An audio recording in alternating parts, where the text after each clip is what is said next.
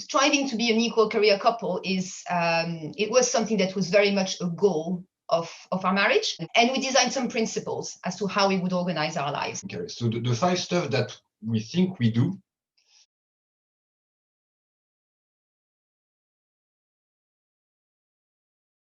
The first one is a strict and fair work organization of the week, basically a very strict split. I do one evening, Fanny does the other. I do one morning, Fanny does the other. It's not I do all the mornings and Fanny does all the evening. It's really about making sure that we have a very strict and equal distribution of the time we spend at home and the time we spend at work. The second is the same logic, but a very strict equality and ownership of the tasks at home.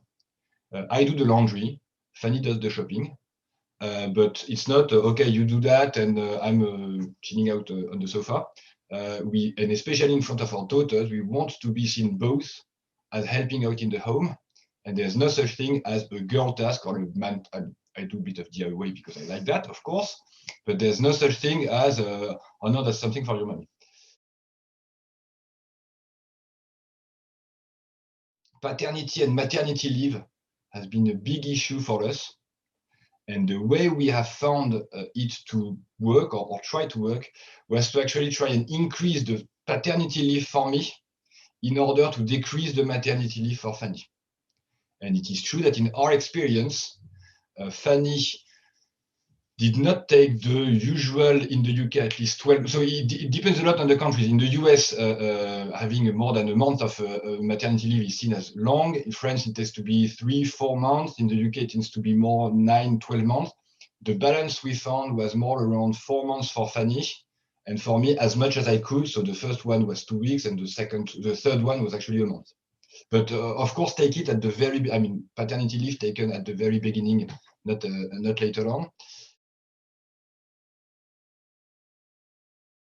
Another thing we try to do is try and push back against stereotypes.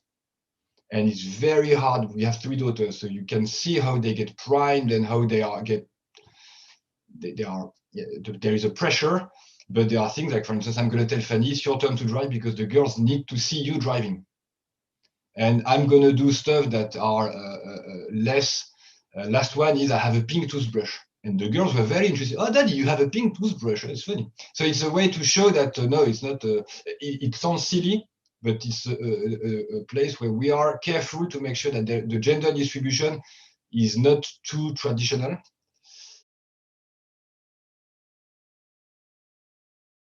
And the last one is that from a career point of view, we are our best coach, each other's best coach.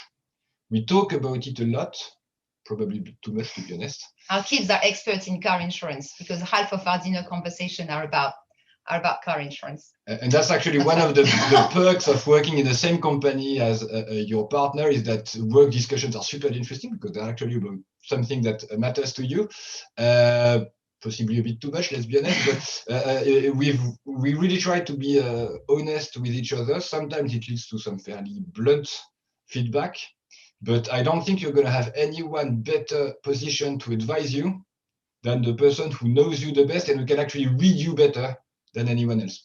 And we really try to do this as much as possible.